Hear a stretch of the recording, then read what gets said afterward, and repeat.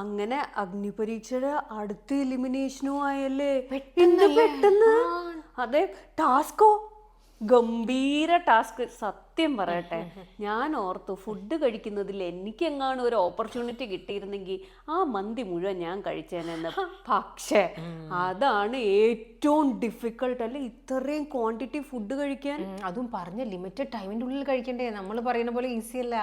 ഈ പറഞ്ഞ അരമണിക്കൂർ ഇരുന്ന് സുഖമായി കഴിക്കുന്നത് 1 മിനിറ്റ് 1.5 മിനിറ്റിൽ എങ്ങനെ കഴിച്ചു കുട്ടികള്. അതെ, അതും ആ ബാറിന്റെ മേളിൽ കൂടെ നടന്ന് അങ്ങോട്ടും ഇങ്ങോട്ടും പോവാ. ഈ ഫാസ്റ്റില് കാണിക്കുമ്പോ നമ്മൾ എന്ത് പെട്ടെന്ന് പോയി എന്ത് പെട്ടെന്ന് ഇങ്ങോട്ട് വരുന്നു, എന്ത് ബുദ്ധിമുട്ടാ അല്ലേ. ആക്ച്വലി നമ്മൾ തുടക്കത്തിൽ പറഞ്ഞ പോലെ അഗ്നിപരീക്ഷ തന്നെയാണ്. Easy അല്ല. ഈ പ്രാവശ്യത്തെ കാറ്റഗറൈസേഷൻ കുറച്ച് നന്നായി കേട്ടോ. ആരെയും ടീമിനെ ചൂസ് ചെയ്യല്ല, ഓരോരുത്തരെ ലക്ക് വെച്ചിട്ടാണ് നിങ്ങളെ ടീംമേറ്റ്സിനെ കിട്ടുന്നത്. ഓർമ്മയില്ലേ ഫസ്റ്റ് ടൈം എങ്ങനെയായിരുന്നു അവരെടുത്തത്? ഓരോരുത്തരെ ചൂസ് ചെയ്തു. ഈ പ്രാവശ്യം കളർ ചിറ്റിട്ട് എടുത്തോണ്ട് നമുക്ക് ബ്ലെയിം ഗെയിം കളിക്കാൻ പറ്റില്ലേക്ക് നീയാണ് ഞാനാണ് ആ ടീമിൽ കയറിയത് കൊണ്ടാണ്, ഒന്നുമില്ല, നിങ്ങളുടെ ഭാഗ്യം. അതെ, പക്ഷെ നീ ഒരു കാര്യം കണ്ടോ, അഖിലിന്റെ ടീമായിരുന്നു ഏറ്റവും ബെസ്റ്റ് ആയിട്ടുള്ള. കുറെ ആൾക്കാരുണ്ടായിരുന്നു അല്ലേ, നല്ലതായിരുന്നു. അവര് വിൻ ചെയ്യുകയും ചെയ്തു. ഏറ്റവും എന്താണ് ഒരു വേർഡ് അവർ യൂസ് ചെയ്തല്ലോ, റിയാസിന്റെ ടീമിന് കുറെ ഒച്ചമ്പഹളം ഉണ്ടാക്കുന്ന അലമ്പ് റിയാസിന്റെ ടീമായിരുന്നു. പക്ഷെ കുഴപ്പമില്ല, ആൾക്കാരൊക്കെ ഇപ്പൊ കുറച്ചും കൂടി നമുക്ക് ആൾക്കാരെ പരിചയമായി തുടങ്ങി അല്ലേ.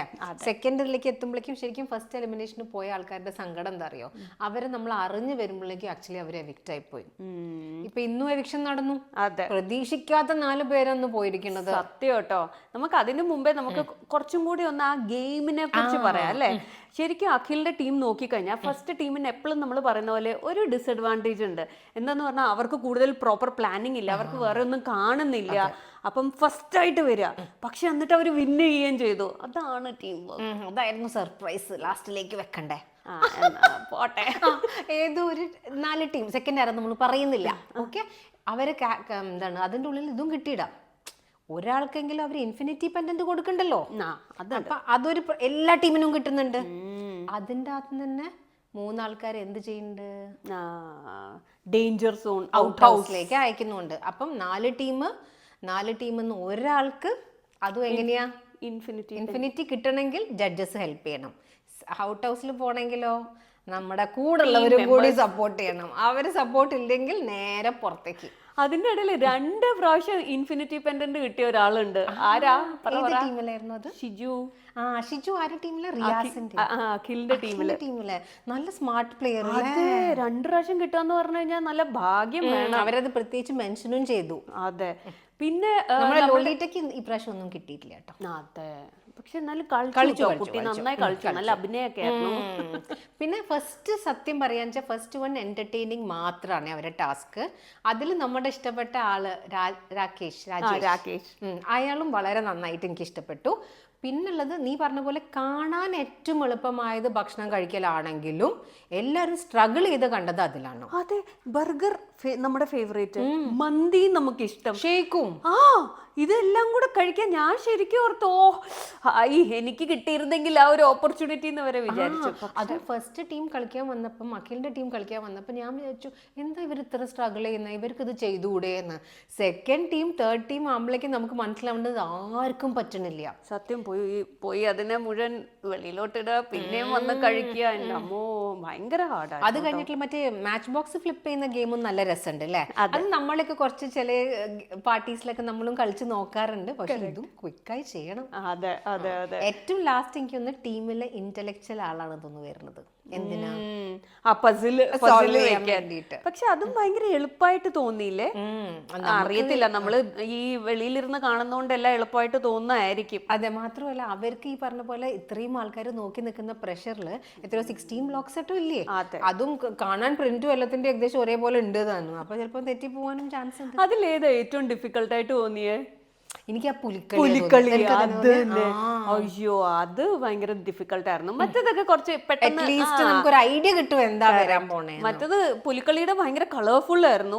അത് ഏത് പീസ് എവിടെ വരണം എന്നൊക്കെ ഉള്ളൊന്നും വെക്കാൻ കുറച്ച് ബുദ്ധിമുട്ടി.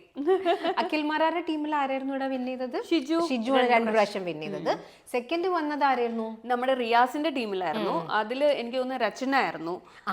ആ ശ്രീനു ഞാൻ ഇന്ന് നോട്ടീസ് ചെയ്തു, വളരെ നന്നായിട്ടുണ്ട് കേട്ടോ. ആക്ച്വലി എന്താ പറയാ, എന്നൊരു മെച്ചുവേർഡ് ആയിട്ടുള്ള ഒരു അപ്രോച്ച് എന്ന് പറയില്ലേ. പിന്നെ മുഖത്തും വളരെ പ്ലസന്റ് ആയിട്ടുള്ള ഫേസും എനിക്ക് നല്ല ഇഷ്ടപ്പെട്ടു. ഇന്നാണ് അവരെ ഞാൻ കൂടുതൽ ശ്രദ്ധിച്ചത് കേട്ടോ. പിന്നെ റെനീഷയുടെ ടീം വന്നപ്പോഴത്തേക്കിനും ഭയങ്കര ഹൈപ്പും ഒക്കെ കൊടുക്കാൻ നോക്കി, പക്ഷെ വലിയ വിന്നൊന്നും ആയില്ല. ഷിഞ്ചിത്താണ് ആ ഒരു ടീമിൽ നിന്ന് ഇത് ഇൻഫിനിറ്റി പെൻഡന്റ് കിട്ടിയത്. ഓ, പിന്നെ ലാസ്റ്റ് ഉണ്ടായിരുന്ന ടീം രഞ്ജിനിയുടെ ടീം അല്ലേ, അതിലാണ് പ്രവീൺ പറഞ്ഞ കുട്ടി. പ്രവീണ് അവര് വോൺ ചെയ്ത് വിട്ടിട്ടുണ്ട്. ഇതുവരെ ഞങ്ങൾ നോട്ടീസ് ചെയ്തിട്ടില്ല, ഇപ്പോഴാണ് ആദ്യമായിട്ട് നോട്ടീസ് ചെയ്യുന്നത്. അപ്പൊ പ്രവീണിന് ഇനിയും കുറച്ചും കൂടെ ഒക്കെ കളിക്കണം, എന്നാലേ നോട്ടീസബിൾ ആവുള്ളൂ. അത് ഗെയിം ഒക്കെ കഴിഞ്ഞ സാഡ് പാട്ട് വരുന്നത് എവിടെയാ? സത്യം കേട്ടോ. ആക്ച്വലി നിനക്ക് ആ RJ ഭയങ്കര ഇഷ്ടമായിരുന്നില്ലേ, അനഘ? ആക്ച്വലി എലിമിനേഷന്റെ റൗണ്ട് വന്നപ്പോൾ ജയിച്ച ടീമുകാർക്ക് ഒരു ഗുണം ഉണ്ടായി, അവരെ ഫുൾ ടീം സേഫ് ആയി. അനഘ അതും ലാസ്റ്റ് ടൈം ബിജു പോയപ്പോൾ ഞാൻ വന്ന അതേ സങ്കടമാണ് എനിക്ക് ഈ പ്രാവശ്യം അനഘ വന്നപ്പോൾ. ആ കുട്ടീൻ്റെ സംസാര രീതിയൊക്കെ കുറച്ച് നന്നായിട്ടാണ് തോന്നിയത് തുടക്കത്തിൽ. പിന്നെ പൂജ എവിക്റ്റ് ആവുമെന്ന് ഞാൻ വിചാരിച്ചേ ഇല്ല കേട്ടോ. ഈ എല്ലായിടത്തും ഇല്ല ഇങ്ങനെ പ്രശ്നങ്ങൾ ഉണ്ടാക്കുന്ന ഒരു ആള് വേണമല്ലോ. പൂജയാണെങ്കിൽ ഒന്നും നോക്കാണ്ട് തുറന്ന് പറയുകയും ചെയ്യും. പക്ഷെ പൂജ ലാസ്റ്റ് പറഞ്ഞൊരു സെന്റൻസ് കണ്ടോ, ശരിക്കും ഫ്രണ്ടിന് വേണ്ടി, അതിൽ ആ കുട്ടീന്റെ പറ്റിയുള്ള നമ്മുടെ മനസ്സേ മാറിയിട്ടോ. ആദ്യം എനിക്ക് ഈ കുട്ടി എന്തത്ര അധികം പ്രശ്നം ഉണ്ടാക്കണേ, രഞ്ജിനി സ്റ്റോപ്പ് ചെയ്യുന്നു, അഖില് വോൺ ചെയ്യുന്നു, എന്നിട്ടും ഈ കുട്ടിക്ക് എന്താ ഒന്ന് നിർത്തിക്കൂടെ തോന്നി. ലാസ്റ്റ് ആ കുട്ടി ഇത്തിരി ഹാപ്പിലി നല്ല സ്വഭാവത്തിൽ ഇറങ്ങിപ്പോയി. അതെ, അതുപോലെ അമലും വലിയ പെർഫോം ഒന്നും അങ്ങനെ ചെയ്തില്ല അല്ലെ. നമ്മൾ അധികം ഇതാക്കില്ല. ഈ പറഞ്ഞ പോലെ ഫസ്റ്റ് ഞാൻ വന്നപ്പോൾ ഞാൻ ശ്രദ്ധിച്ചിരുന്നു കേട്ടോ, അത്രേ ഉള്ളൂ. പക്ഷെ പിന്നെ നോക്കിയപ്പം ഒന്നുമില്ല. അത് കഴിഞ്ഞ് ഇപ്പൊ ആ കുട്ടി എന്തൊക്കെയോ ചെയ്യാൻ നോക്കി, എഫക്റ്റീവ് ആയില്ല. അതെ, പിന്നെ വേറെ ആരെയാ എവിക്റ്റ് ചെയ്ത്? എന്താണ് ഷിസ എന്തായിരുന്നു, ആസിയന് നമ്മൾ അന്ന് ബ്ലോണ്ട് ഹെയർ കളർ ആയത് കാരണം ആൾക്കാർ ശ്രദ്ധിച്ചു.